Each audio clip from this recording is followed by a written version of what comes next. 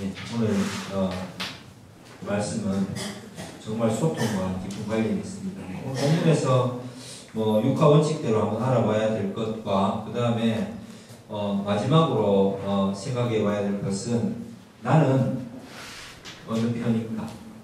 나는 내가 만약 이 본문을 적용한다면 나는 세례 요한인가? 아니면 나는 세례 요한의 제자죠. 세례 요한의 제자와 같은 자인가? 에 대해서 적용 포인트를 잘 찾아야 되겠습니다. 본문에서는 항상 성경 말씀에서는 첫 번째로는 사람의 죄인됨의 특징을 이 본문을 분석하면서 알아볼 필요가 있고, 두 번째로는 여기에서 등장하는 하나님의 은혜는 무엇인가? 이것만 알면 성경 말씀이 전체적으로 해석하는데 큰 무리가 없다. 그리고 우리가 성령으로 인도함을 받을 때 또 이단의 어떤 그 가르침에 대해서 흔들릴 이유가 없다. 혹은 이단은 아니라 하더라도 우리 교회 안에 있는 거짓 가르침들이 있죠. 그런 데 대해서 이렇게 귀가 솔깃하거나 흔들릴 이유가 없다라는 것을 여러분에게 알려드리고 싶습니다. 그 후라는 것은 그 니고데모를 만난 이후에 예수님께서 유대 땅으로 가서 물이 많은 곳에서 세례를 베푸십니다. 이제 예수님의 사역이 시작된 거죠. 초창기에는 세례 요한이 오늘 본문에 보면은 세례 요한에게로 많은 사람이 몰렸어요. 근데 이제 점점 더 예수님께로 사람들이 많이 모여들고 있습니다. 소문이 났겠죠. 물이 변하여 포도주가 된 사건도 아마 소문이 났을 것이고, 또 여러 가지 세례 요한에게 세례를 받을 때에 그 세례 요한이 증거하던 이가 바로 예수라고 해서 예수님께로 아마 초점이 옮겨가는 것을 우리가 쉽게 알 수가 있습니다. 그들 중에 여전히 세례 요한의 제자로 활동하던 사람들이 여기에 있습니다. 이 세례 요한의 제자 중에서 어떤 유대인과 더불어 이 본문을 보면 정결 예식에 대해서 이제 논쟁을 하는데, 그 논쟁은 유대인이 아마 이야기했겠죠. 예수님께 세례를 받는 사람들이 지금 점점 늘어나고 있다, 알고 있느냐, 이렇게 이야기했겠죠. 그때 세례 요한이 제자들이 세례 요한에게 가서 지금 말하는 장면입니다. 선생님이 증언하시던 이가 세례를 베푸는데 사람들이 다 그쪽으로 다 갑니다. 우리 어떡하죠라는 뜻입니까? 선생님 어떻게 해요라는 뜻입니까? 어쨌든 그런 뜻을 가지고 이야기를 했을 때 세례 요한은 하늘에서 주신 바 아니면 사람이 아무것도 받을 수 없다, 이렇게 이야기를 합니다. 그 다음에 나는 그리스도가 아니다, 보내심을 받은 자다, 오히려 그 사실을 말해야 될 사람은 너희들이 증언해야 될 사람들이다. 나는 그리스도라고 이야기한 적이 없다라는 이거죠. 광야에 외치는 자의 소리라는 것을 계속해서 이야기했다는 것을 사람들에게 증언해야 될 사람은 누구다? 나의 제자인 바로 세례 요한의 제자인 너희들이다. 이렇게 세례 요한은 그들에게 이야기하면서 자신의 입장이 어떤 것인가에 대해서 이제 이야기를 해줍니다. 마치 나는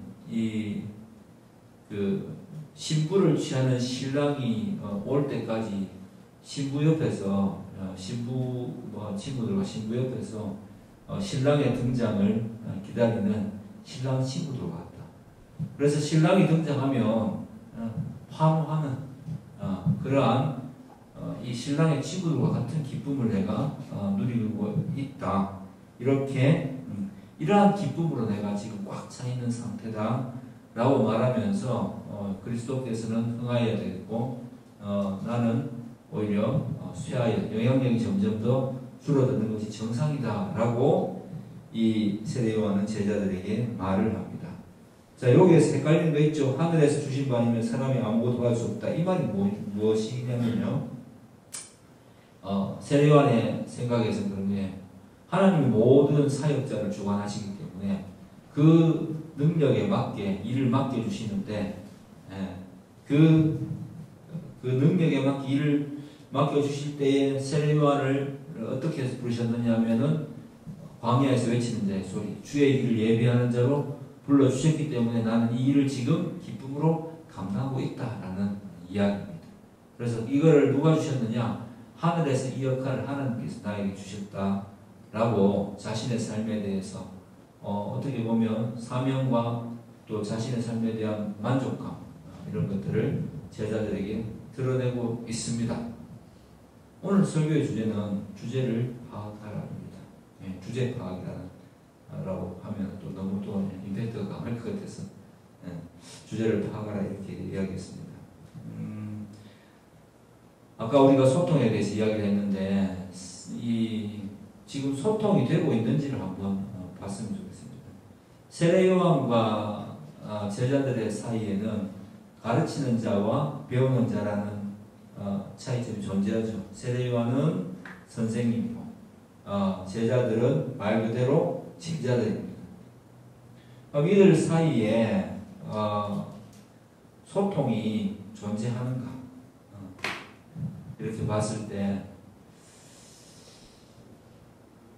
우선적으로 칼빈 주석을 이용해 보자면 세례 요한의 제자들은 하나님의 어떤 그 역사심에 대해서는 역사심에 대한 관심보다는 자기가 따르는 자에 대한 그 인기가 있는 이 세례 요한이라는 사람, 인기가 있었던 또 혹은 아직도 여전히 인기 있는 이 세례 요한이라는 사람의 편에 선 어떤 거룩한 직분을 감당하는 자기들에게 신취된 자들, 이런 식으로 이제 요약하자면 표현을 했거든요.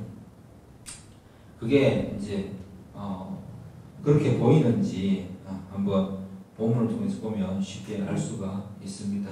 세례 요한의 제자들이 생각하는 것은 뭐였습니까? 세례 요한을 생각했어요. 세례 요한의 제자들의 생각이죠. 세례 요한의 입지라고 그랬죠.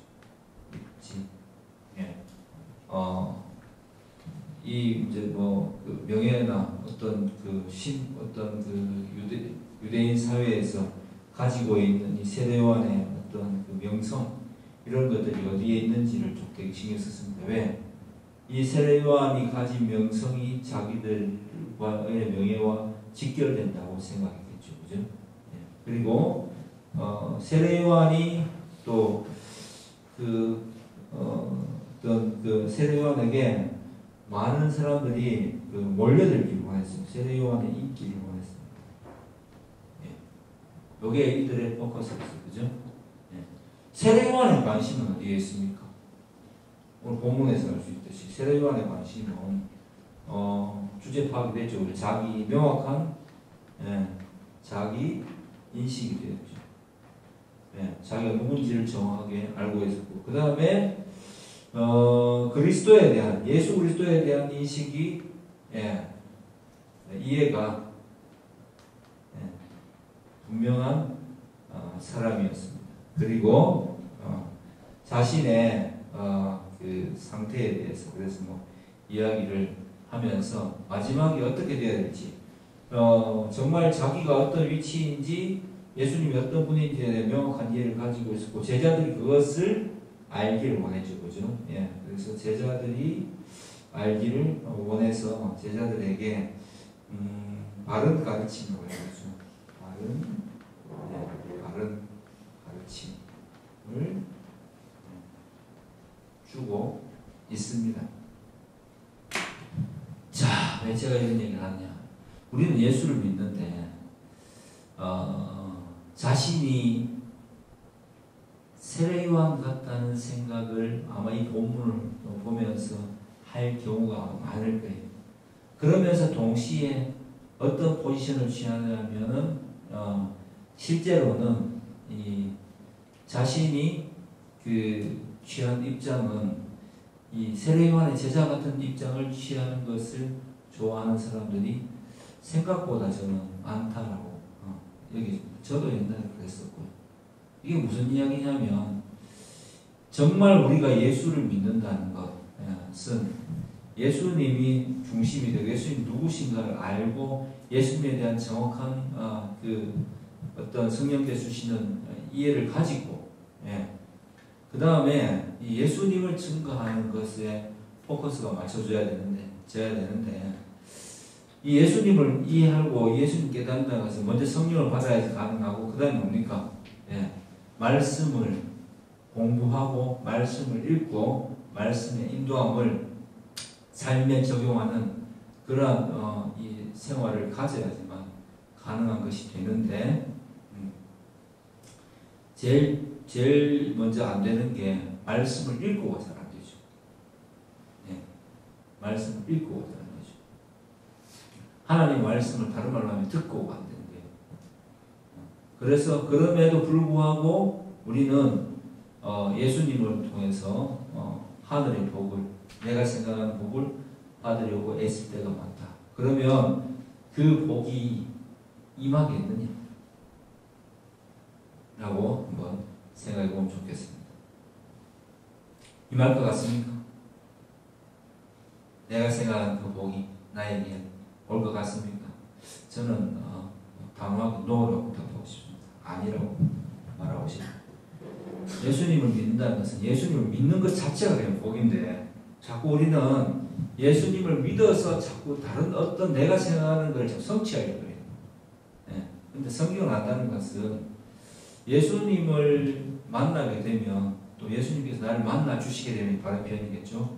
만나 주시게 되면 내가 누구인가에 대한 정확한 인식이 생기거든요. 그래서 사람이 교만할 수도 없고, 사람이 자기 주제를 파악하기 때문에 어긋난 생각을 또 할 수도 잘 없어요. 예. 생각은 해보겠지만, 아이고 그렇지, 내가 주님 제자인데 내가 괜히 주님보다 더 앞서가려고 했었네. 예. 그런 이제 순간적으로 자기가 우선 높아진 것에 대한 그죠 기대감, 자기도 모르게 잠깐 동요했지만은 성령의 그 깨닫게 해주심을 해서 자기를 다시 한번 인식하게 되고, 자기를 알게 되고, 자기 처지를 알게 되고, 자기 위치를 알게 되고, 생각을 바로 하나님께 향하고 바르게 고쳐먹는 상태로 계속해서 가기 때문에 그렇게 될 수가 없는 거예요. 세례요한이 제자들에게 바란 것은 바로 그런 것이었죠. 세례요한이 자기에게 바란 것은, 제자들에게 바란 것은, 세례요한은 제자들에게 뭘 가르쳤습니까? 지금까지 예수 그리스도가 누구신가에 대해서 계속 이야기해 왔습니다. 그리고 예수 그리스도가 오시기 전에 회개하라고 외쳤습니다. 근데 제자들은 그 이야기를 계속 들었을 거 아닙니까? 많은 사람들이 세례를 받으라고, 이들도 물론 처음에는 물로 세례를 받고 요한에게 받고 나서 요한의 가르침에 매력을 느끼고 수긍해서 세례요한의 제자가 됐겠죠. 그 다음에 문제인 거예요. 그 다음에 그럼 제자된 이들이 과연 세례요한의 가르침에 집중했느냐 하면은 이 사람이, 이 제자들이 어떤 그 생각이 다른 데로 흘러가게 됐다는 것을 오늘 우리는 본문을 통해서 유추해 볼 수가 있습니다. 이 모습이 저는 현대 기독교인들의 모습이라고 봐요. 뭐 현대 기독교인뿐만 아니라 많은 사례가 이렇게 있었죠. 우리가 예수를 믿는다는 것에 대해서 초점을 놓쳐버릴 때마다 일어나는 일들입니다. 그래서 오늘 설교의 제목대로 주제를, 자기의 주제, 자기 인식을 하는 것, 자기 주제를 파악하는 것은 되게 중요합니다. 이게 되지 않으면 하나님께서 주시는 은혜를 받을 수가 없어요. 다른 말로 하면 성령은, 제가 축도할 때 뭐라고 합니까? 성령의 교통하심과 충만하심과 교통하심과, 이게 무슨 이야기겠어요? 우리 안에 계신 성령께서 우리의 생각을 주관하시니까, 그죠? 말씀 우리가 아는 만큼 우리는 서로 성령의 교통하심, 소통하심을 따라서 이 설교가 선포되고 함께 은혜를 누릴 수가 있게 되는 겁니다. 그래서 다른 말로 하면 교통하심은 뭐예요? 성령의 소통하게 하심이 우리 오늘 여기 모인 모든 우리에게 있을지어다, 이렇게 이제 강복 선언을 합니다. 강제로 복을 받아라는 이야기죠. 그게 복이다. 이렇게 선언을 해주는 겁니다. 그게 목사의 축도예요. 자, 그런데 소통이 성령의 소통하심을 따라서 소통이 되려고 하면은 그 내용이 서로 알아듣는 내용이 돼야 되잖아요. 예? 근데 이게 안다는 게 단순하게 그냥 지식적으로 아는 걸 뜻하는 건 아니죠, 그죠? 예수님이 오셔야 된다는 것도 알겠고 세례 요한이 자기가 스스로 외쳤을 때 진짜 난 그리스도가 아니라고 외쳤지만은 제자들은 어쩌면이라고 그죠? 떠났을 수도 있지 않겠습니까? 이렇게 많은 사람이 나오는데 이렇게 정말 그 독야청청한 정말 그 순교자 같은 선지자 같은 광야에서 메뚜기가 석청만 먹는 이렇게 구별돼서 거룩한 삶을 사는데 과연 메시아일 수도 있지 않을까라는 그런 기대감을 갖고 세례 요한을 따른 사람도 있었을 거라고 저는 분명히 생각이 됩니다. 이게 뭐 설교한테 추측이 되느냐라고 충분히 추측이 되죠. 예. 왜? 이들 입에서 나온 이야기가 그렇잖아요.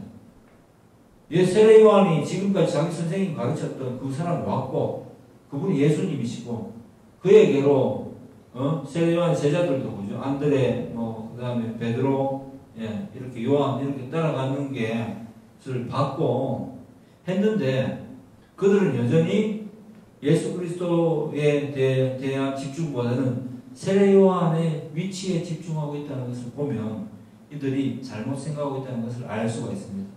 그러면 세례 요한의 입장에서는 이들과 소통이 돼야 안 돼요. 소통이 안 되죠. 얼마나 답답했겠습니까? 그래서 이들이 바르게 알기를 원했습니다. 바르게 알기를. 이 본문에서 우리는 어떤 포지션입니까? 세례 요한과 같은 포지션입니까? 세례 요한은 분명히 이야기했습니다. 우리는 피조물이다. 우리는 동시에 하나님 자녀다. 하나님께서 위로부터 우리에게 사역이 주어진다. 각 사람에게 상태에 맞게 내가 어디에 태어났고 어떤 일을 하고 무엇을 하고 그죠? 그 속에서 복음을 전하도록 이렇게 나를 부르셨다라는 명확한 자기 인식, 자기 주제를 파악함이 세례 요한에게 있었습니다. 세례 요한 제자들이 원하는 것은 무엇이었을까요? 바로 예수 그리스도 바로 알기를 통해서 자신과 같은 고백이 나오는 것이 아니었을까요? 그리고 이 제자들이 예수님께 집중하기를 바라지 않았을까요? 근데 본문을 보면 인간이라는 게 이런 존재라는 걸 알 수가 있습니다. 가지고 싶은 건 많은데 하고 싶은 것도 많고 원하는 것도 많은데 그것을 주실 이가 누구신지도 아는데 그게 어떻게 주어지는지에 대한 내용에 대해서는 조금 관심이 없는 그 과정을 중요시하지는 않는 그 과정이 어떻게 이루어지는지에 대한 생각보다는 결과가 빨리 그냥 주어지기를 바라고 내가 원하는 생각, 내가 바라보는 관점만 가지고 하나님의 하나님의 뜻을 내 스스로가 무시해버리는 이런 일들이 비일비재하게 일어나고 우리가 제가 늘 이야기하지만 로마서에서 나오는 우리 안에는 두 마음이 있다 했죠. 성도의 상태는 자연인의 상태, 죄인의 상태, 아직 하나님 만나지 못한 사람, 하나님 만나주시지 않은 사람은 죄로 가득한 상태. 그 다음에 하나님 만난 사람은 회개하고 죄의 영향력 가운데 육신을 입고 있으니까 아직도 죄의 영향력이 남아있지만 언제든지 이 죄가 활동하지 못하도록 생명의 성령의 법이 한쪽에 딱 하나님의 법이 있기 때문에 언제든지 승리할 수 있는, 그죠? 승리하고 언제든지 이 죄의 유혹을 이겨낼 수 있는 성령의 법이 공존하고 있는 상태라고 했습니다. 그럼 우리는 어떻게 해야겠습니까? 생명의 성령의 법이 항상 나를 주관할 수 있도록 하나님께 무엇을 구해야 됩니까? 성령의 충만함을 구해야 되는 것입니다. 성령의 충만함을 구한다는 것은 말씀의 뜻을 온전히 깨닫게 해달라고 하는 것과 동일합니다. 그래서 올바른 신학 지식이죠. 믿음의 내용을 가지고 있고 그 믿음의 내용이 나의 삶을 움직이게 할 수 있도록 우리는 말씀을 보고 말씀에 집중하고 진짜 어떤 교회에 다니는지 뭐 큰 교회에 다니든 작은 교회에 다니든 상관없어요. 어쨌든 어떤 교회에 다니는지가 중요한 게 아니라 말씀을 바르게 듣고 있는지가 제일 중요한 거예요. 그 다음에 그 말씀대로 내가 행동하고 있는지 돌아봐야 될 것입니다. 내가 좋은 말씀을 듣고 있다. 아, 목사님 설교는 정말 괜찮은 것 같아요. 내가 여기 와서 많이 깨닫습니다. 많이 배웁니다. 하고 땡이면 여러분은 세례요한의 제자와 다를 바가 없습니다. 예. 옛날에 저도 그렇게 배웠어요. 일주일 동안 열심히 밖에서 일하다가 주일날도 열심히 뜨겁게 기도하고 으쌰으쌰하고 찬양하고 또 삶으로 돌아가서 또 열심히 일하고, 물론 그 열심히 일하고라는 말이 하나님 뜻 안에서 열심히 일하는 말씀인 것은 맞겠지만 이 부분이 저는 많은 오해를 불러일으킨다고 생각을 해서 여러분에게 알려드리고 싶어요. 예. 우리가 세상 속에서 하나님 뜻대로 열심히 일한다는 것은 이런 것을 못해요. 100% 열심히 그냥 일만 하는 것을 의미하겠습니까? 아니면 일을 하는 그 와중에 하나님의 뜻을 계속 인식하는 상태를 열심히 일한다라고 봐야 되겠습니까? 내가 어떤 사람인지를 까먹지 않는 것이 열심히 있는 사람의 모습이겠습니까? 아니면 내가 악기를 하면은 악기한 사람은 하니까 악기를 열심히 부는 것만이 정말 열심을 의미하는 것이겠습니까? 입이 풀려서 그렇다고 해서 하루 종일 연주할 수도 없잖아요. 안 그래요? 예. 안 그러면 입술이 다 찢어질 것 같아. 예. 여기 밑에 그죠? 여기가 안구시인데 다 찢어질 것 같아. 예. 하얗게 뜨고 그렇더라고요. 예. 무엇이 열심이겠습니까? 너무 생각이 뻔한 거잖아요. 그래서 그러한 열심이라는 것은 성도에게 있어서는 어떻게 나타나야 되느냐. 제가 여러분에게 명확하게 이야기해 주는데, 여러분 전도해야 됩니다. 전도할 때 자기가 누구인지를 알 수가 있습니다. 네. 하나님께서 나를 부르셨다는 것을 내가 명확하게 인식하고 내 자신에 대한 처지를 알고 또 자연인의 상태를 안다면 그 죄밖에 없는 그들에 대해서 안타까움을 느끼고, 하나님이 안타까움을 느끼신다고 하셨으니까 안타까움을 느끼고 전도의 미래라는 것으로 그들을 구원하기 기뻐하신다는 사실을 알기 때문에 내가 복음을 전해야지만 내 정체성이 명확해질 수가 있는 것입니다. 사람은 가만히 머물러 있는 상태라는 것은 없어요. 그렇죠? 발전하거나 혹은 퇴보하거나. 제가 운동하러 이제 테니스를 가보면 저는 요즘은 아직은 어제 한 5게임 정도 쳤는데 3게임까지가 제일 아직은 체력이 받침되는데 4게임째 들어가면은 다리가 안 움직여요. 마음은 있는데 다리가 안 움직인다. 다 알겠는데 잘 안 된다. 이거는 아는 걸까요? 모르는 걸까요? 네. 큰 다리인 것 같기도 하고 양아치 같기도 하고 뭐라고 합니까? 반달이죠. 반달. 네. 옛날에 제 이야기에서 바이올린 플레이어라는 영화가 있었다. 네. 바이올리니스트가 아니라 바이올린 플레이어라는 영화가 있습니다. 왜 그는 자기를 바이올린 플레이어라고 명명했을까? 바이올리니스트가 아니라. 바이올리니스트는 어떤 생각을 가지고 연주를 하는 사람을 뜻하는 거고, 바이올린 플레이어는 음표에 있는 그대로 그냥 그 자기 해석 없이 그걸 그죠? 그냥 기계적으로 연주하는 사람을 뜻한다고 영화에서 그런 이야기를 하더라고요. 그래서 자기는 바이올린 플레이어 같다 이런 이야기를 했는 것 같습니다. 자, 이제 시간 지나서 기억나지 않지만 그래서 그 영화 제목 바이올린 플레이어인데, 우리는 우리의 그 생각이 깨어 있으면요, 깨어 있으면 예수님이 누구신가에 대한 생각과 내가 어떤 상태라는 데 대한 생각이 계속해서 이제 생활 속에서 그려져되면서 거기에 대한 생각을 많이 하게 돼요. 저는 실제로 그래요. 그 생각을 많이 해요. 많이 하면서 이 순간에 나는 어떤 행동을 해야 될 것인가. 이런 상황에서 나는 어떻게 하는 것이 하나님의 영광을 드러내는 사람이 될 것인가. 그리고 나는 어떤 생각을 가지고 사람을 대해야 될 것인가. 어떤 입장에서. 아까 뭐 주원 씨가 그런 이야기 했는데, 뭐, 타인에 대한 기대감이 없어서 자기는 소통하는데 어려움이 없다. 예. 근데 하나님은 우리에게, 그죠? 예. 지금 그런 시대예요, 진짜 실제로. 예. 근데 하나님은 우리에게 기대감을 가지실 거야, 안 가질 거야? 하나님이 열심이라는 게 있죠, 그죠? 하나님께서는 우리에게 자녀답게 살아가기를 상당히 기대하고 계십니다. 완전히 기대, 충남.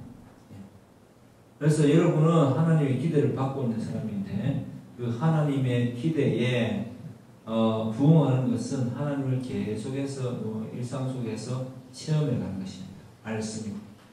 오늘 또 하나의 뜻을 배웠잖아요. 이런 말씀을 보면서 나는 세례 요한의 제자 같은 사람입니다. 내가 기독교인인데 내가 기독교인의 힘을 드러내고 내가 좀 알고 나는 뭐 어떤 쪽에 속해 있고 나는 뭔가 좀 기독교인다운 생활을 하려고 하고 이런 스타일로 나가는 것인지, 나는 기독교인인데 나는 하나님의 예수 그리스도의 제자인데 예수 그리스도께서 다시 오심을 이제 세례요한은 초림의 예수님을 증거했잖아요. 나는 다시 오실 재림하신 예수님을 기대하고 그분이 어떤 모습으로 오실지, 이 세상이 어떻게 심판받을 것인지, 그리고 이 세상에 속한 예수를 알지 못하는 사람들의 상태가 얼마나 지금 비참하고 답답한 상태인지를 알려주는 역할을 감당해야 될 자인지 알고 있어야 되지 않겠습니까? 그게 하나님께서 이 마지막 때라고 했죠. 초림부터 재림까지 이 종말의 때를 살아가는 우리에게 가장 원하시는 것이다. 이렇게 여러분에게 알려드리고 싶습니다. 그것을 명확하게 알고 오늘 본문을 통해서 세례요한의 제자를 보고 세례요한을 본 것처럼 어느 쪽에 속하고 싶은지 여러분이 한번 판단해 보세요. 예. 너무 이건 뭐 뻔한 이야기라서 어느 쪽이겠어요? 이렇게 물어보기도 민망할 정도입니다. 하지만 우리의 본능은 어디를 향하고 있는지, 우리는 과연 성령의 인도하심을 따라서 가는 사람인지, 아니면 그냥 현재에 안주하면서 그냥 그래도 구원은 받을 거니까 이렇게 생각하고 살아가는 사람인지 한번 돌아봤으면 좋겠습니다. 여러분 구원의 확증 때문에 구원파가 생겨났잖아요. 예. 구원의 확증은 하나님 편에서는 명확한데요. 하나님 편에서는, 그죠? 제가 이렇게 이런 거 봤을 때 제가 신이라고 생각해요. 여러분이 신이라고 생각해보세요. 여러분 제가 이제 이 세계를 살아가는데 하나님께서 이 사람을 선택했는지 안 선택했는지는 하나님 아실 거잖아요. 근데 이 시대를 살아가는 나는 사실 매일 나 스스로를 통해서 나에게 그 확신은 있지만 그 확신이 매일 나타나는 것을 확인하는 수밖에 없다고 생각합니다. 왜냐하면 확정이라는 게 내가 그저 확신하는 건 아니거든요. 하나님이 내게 그 확증해 주시는 거지. 그럼 그 확증은 나의 삶에 있어서 어떻게 나타나느냐? 내가 전도할 때 나타납니다. 제일 쉽게 이야기합니다. 내가 전도할 때 나타납니다. 전도가 뭐예요? 길이요 진리요 생명이신 예수 그리스도가 나에게 어떠한 영향을 미치고 내 생각을 어떻게 바꾸고 내 상황을 어떻게 바꾸고 나를 어떻게 인도하시는지를 알려주는 일입니다.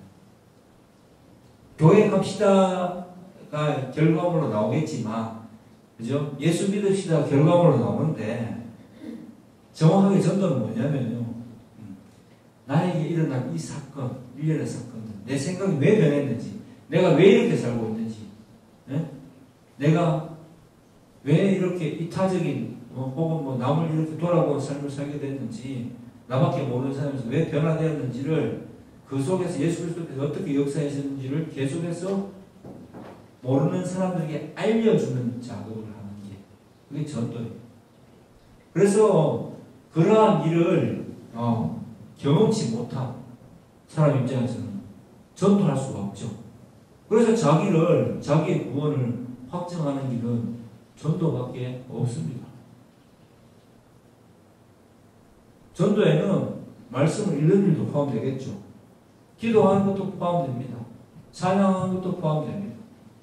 그리고 제일 중요한 것은 증인이 되는 것이 가장 중요합니다. 증인은 겪어본 사람이 증거할 수 있는 거지. 예? 현장에 없었는데 어떻게 증거할 수 있겠습니까? 여러분은 여러분의 구원의 확신을 여러분의 삶에 나는 확신해, 나는 예수 믿고, 나는 기도했고, 나는 그때 뜨겁게 눈물 냈을까, 이런 데 두면 안 돼요. 내 오늘의 일상이군요. 내 오늘의 나의 삶의 태도, 내가 또 말하는 것, 내가 드러내는 것, 내가 영광을 돌리려고 하는 것, 내가 다른 사람에게 이 기쁜 소식, 말 그대로 그죠? 복음을 증가하는 그 순간을 통해서 여러분이 난 진짜 이런 거 있잖아. 나 진짜 하나님 자녀가 많네. 와 진짜 감사하다. 내 비록 오늘 저 사람한테 이야기했는데 저 사람 나에 관심도 가지지 않고 무슨 말인지 그것도 안 했지만 어쨌든 그래도 한번 입술을 떼봤네. 예. 그리고 어떤 사람도 나에게 물었을 때 내가 또 상세하게 또 내 삶의 어떤 변화에 대해서 이야기를 해봤네. 진짜 나는 예수 믿는 게 맞는 것 같다. 예수 믿는 거 교회 나와서 이런 게 아니라 무슨 말인지 알죠, 그죠?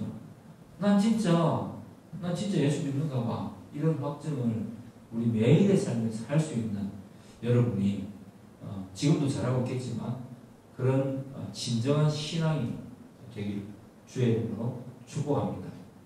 네, 그것이 바로 자신의 주제를 정확히 파악한 세례 요한의 모습일 것입니다. 이 두 분을 통해서 오늘도 본문을 볼 때마다 오늘 여러분에게 선포한 이 설교를 잘 기억하고 하나님께 우리 함께 영광을 돌리는 그런 귀한 삶을 살아갈 수 있도록 주의 이름으로 축복합니다. 기도하겠습니다. 살아계신 우리 하나님 아버지,